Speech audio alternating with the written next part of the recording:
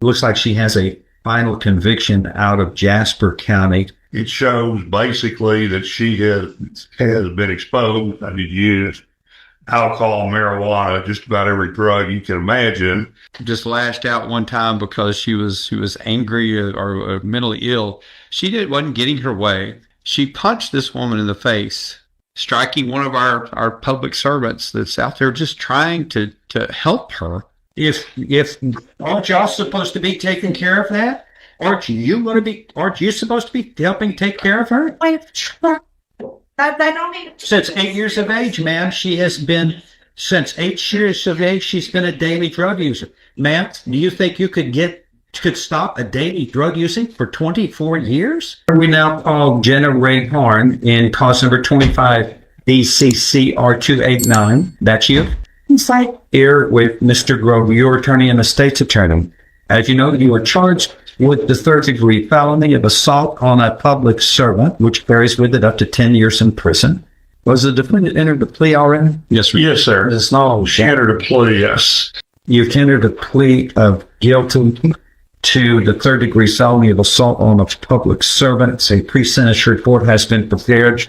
Have the parties had an opportunity to review it? Are there any corrections or changes to it? The agreement that you entered into was that whatever sentence shall not exceed a cap of 5 years in prison. So we are looking at no less than 2, nor more than 5 years confinement. Deferred or unadjudicated probation can be assessed. She looks like she has a final conviction out of Jasper County for evading arrest, but she could still get regular probation from the court, but not a jury of slam. Okay, those are your options. Go ahead, Mr. Grove. And I'm not objecting to that. I just want to make sure that I'm not waiving inside because I think restitution may be applicable. I don't object. Joe, any requested further complaining and wait, yes, I did. Hold on. Amount of loss. This is not even the right person. Just to get into it because on page you're talking about the pre-sentence report. the pre-sentence report, yes, sir. And that's made a part of the records for all purposes. Yes, sir. And this is not an objection to that, but that there was an analysis made by the complainant who basically, I guess, said that talked about how much that this case had changed her, and that now she could no longer work as a registered nurse because of that, and she was having to pay daily records to pay restitution and medical damages from this. There's not a number that's mentioned in here. The probation officer did not put one in. Ms. Ramirez, or Melanie Ramirez, was... That's not Sean. They get it from us, Judge, and if we get a request in from the complaining witness, we send out a letter, say, if you have anything, send it to us. I suffered significant financial loss due to medical bills, missed work, co-pays, etc. As I struggle to work overtime to pay medical bills, I'll double check to see if they're ill from trauma. I have one request from the court. I request the defendant be sentenced to state prison. Violence against public servants cannot be tolerated. And this is, thank you, regards the complainant, registered nurse. Well, something happened there because... let me give you a little bit more background on Miss Horn, and I'm going to try to be brief. Miss Horn has suffered from mental health problems, treatment, and services for many, many years. Starting back on page 4 under the substance abuse history, it shows basically that she has been exposed and used. And this particular voluntary use. Voluntary use of the substance. I don't dispute that. It does not say, but I think it's in there. I just want to make support of it. And you're not asserting she's incompetent or insane. I don't have each individual time or where it was. Now, on this particular occasion, unfortunately, Miss Horn was arrested and taken to the Baptist Hospital Beaumont Neurological Center, where she was treated. Now, the court is aware that's where people that have mental and intellectual problems quite frequently are treated. Unfortunately, Miss Storm that she was in a great deal of pain and wanted a shot and hit her. I believe it says 4 or 5 times. There was another Baptist Hospital employee who was present who went in to help the nurse. They eventually took Miss Horn off the lady, but she did suffer the trauma as a result of this violence. I believe 8 or 9 different mental health treatment facilities, including the Baptist Hospital Neurological Center. Ms. Horn is not saying that this didn't happen. She is not saying she is not guilty. But the fact that it did happen, she feels like she ought to pay restitution to Ms. Storm, the victim in this case, as well as the other individual who was not injured to as great a degree as I believe Ms. Storm was. And yet this is a situation where she didn't have the money. She cannot maintain employment. Doesn't have anywhere else to get the money to pay any of this restitution to Baptist Hospital as well as to the victim. And so I would ask the court to place her on either deferred adjudication or regular probation and order as the primary service that she get employment and pay for this. She also has indicated that she will do anything she can to get help for her for this problem during her recent history. Not saying this very well, but again, I would ask the court to consider placing her on some type of supervision and not sending her to TDC.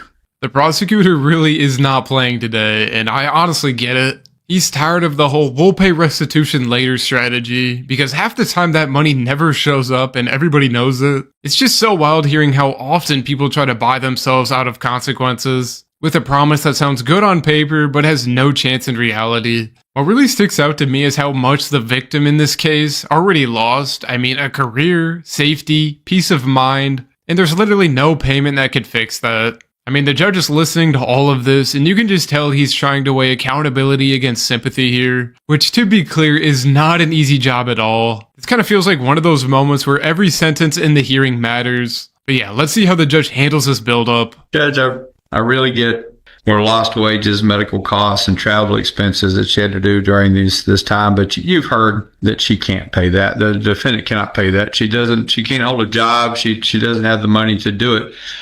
But look what she did to this woman. I mean, this is not like she just kicked out or just as a direct result of this, the defendant punching me in the face numerous times, causing me to lose complete bladder control, sinus injuries, neck strain, depression, and anxiety. It will take time to heal and to adjust to my new normal in the hospital and a new department after she has dedicated numerous years to working with mental health patients. She said, I've dedicated the last 30 years of my life to caring for patients with complex medical and mental health issues, and this incident has taken away that vibrant spirit I once had. This totally changed her life and her career because this woman decided she wanted a shot instead of what they were doing for her, and she is not in charge. This victim is asking that this defendant be placed in prison. And I'm asking you to place her in prison because she's had numerous chances over the years. And you can see she's even had a probation for evading arrest where she got it revoked and was sentenced to 800 days in county jail. When is she supposed to have asked for help? When she's facing prison time? I think it's time to get her in a place where she can realize the severity of it and not blame everything on some thing she's been blaming it on for years and not getting any help for. I'm a user, but it wasn't that. I felt betrayed. I have voices in my head. Like, I felt betrayed by her. No. It's hell. I don't want to do it anymore. You. Addicted. Okay. Well, who caused you to use drugs and alcohol? My dad was an alcoholic for 28 years. Ma'am? My dad was an alcoholic for 28 years. What about drugs? Yeah. Where did you get drugs and alcohol from? You started at 8 years of age and last used March 26th, I guess, when you were arrested, and you have been using it daily. That's what you told the probation office. Alcohol, you started that at 8 years of age, and you used that weekly until 2 months. This is marijuana and alcohol at 8 and then cocaine and meth and amphetamines at 15 years of age.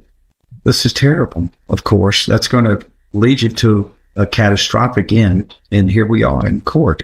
And it says your drug of choice is methamphetamine. What can I wouldn't want that on my certificate of achievement. No, it's just terrible.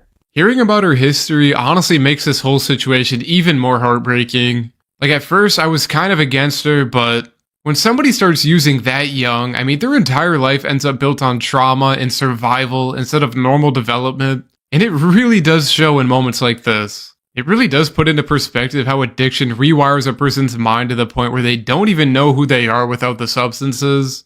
And at the same time, it's exactly why the judge has to think about the community too. Because unpredictable behavior can ruin lives just like it did for that nurse there. And I know some of you guys watching have probably seen addiction destroy a person from the inside out. And it is just not pretty. But yeah, this whole situation just feels like a perfect storm that's been building for decades. It looks like you have a conviction here out of Jasper County, evading arrest or detention. You were placed on probation in 2015. Is that correct? And then that was revoked and you did 800 days in jail. It's showing that's a conviction. Is that right, David? Your Honor, I'm not sure, but it appears to be a revocation of probation, which she received. Which is what this 800 days in jail. Okay. She's No, it's like she got credit for time served because she spent 800 days. I can, well, whatever it's time. It's still a conviction. it looks like you were on deferred or unadjudicated probation in 2015 for a controlled substance. Then there's something, a prohibited substance in a correctional or civil commitment facility in Jasper, but then there's no disposition known. Lady, the public servant here, the nurse who was injured, states that her request of the court is that the defendant be sentenced to state prison occurred while she was trying to do her job. You struck her approximately 5 times with a closed right fist to the left side of her face. Chase Tiller, by the way, was a psych technician, that's what they're called, was also assaulted by you as well, as he was trying to pull you away from the registered nurse victim, and he was struck approximately 5 times by a closed right-handed punch to the left of his head. This is the moment everything changes. The judge is drawing a hard legal line. Addiction may explain what happened, but it doesn't excuse assault. Well, we've certainly got everybody's attention, man. I guess you're regret doing this. I had to pull that one out of you there. You had it. Hard to place blame on myself in that state of mind. But your attorney states there was no issue on mental illness so that you were insane. There is not an issue where you are incompetent. Thus, without that, you are required to conduct yourself like all of us, follow the rules and not commit crimes and hurt people. But once again, someone who has been an amphetamine user since you were 15, and the date of last use was March 26th of 2025, which is 2 months after you assaulted this lady. Even an assault like this doesn't stop you from using drugs. In fact, you were indicted on March 5th, and this says your last date of use was March 26th. I'm March 26th was when she was arrested. Oh, okay. There you go. The day of your arrest was the last time you used methamphetamine and amphetamine, according to you. Okay. Anything else to add? No, Your Honor. If nothing further, I'm going to find, man, you have pleaded guilty voluntarily. You are mentally competent to do so. You understand and appreciate the consequences of pleading guilty. There's sufficient evidence supporting your guilty plea from State's Exhibit 1 admitted in your guilty plea hearing to find you guilty beyond a reasonable doubt, and I now find you guilty beyond a reasonable doubt of this third-degree felony of assault on a public servant. And following this agreement, you are hereby sentenced to confinement in the Institutional Division of the Texas Department of Criminal Justice to serve a term of 5 years. You want to be given credit for all time you have served. Yes, ma'am. You don't, yes, ma'am. You have been committing crimes since you were 8 years old. I'm sorry. People are going to be safe from your behavior, ma'am. You are responsible. You have a prior felony conviction. Yeah, I think the word. No, they're going to help you. They help you in prison. They'll try to help you, but you've got to do this. You've got to start helping yourself, ma'am. You've got to start making the right choices and decisions. You've been endangering Okay. people for far too long. Whether you agree with it or not, that's the court's order. Anything else? That's all. No, you. Well, Interview 1, a heartbreaking case with no easy winner. The victim deserves justice, but the defendant clearly needed help long before this happened.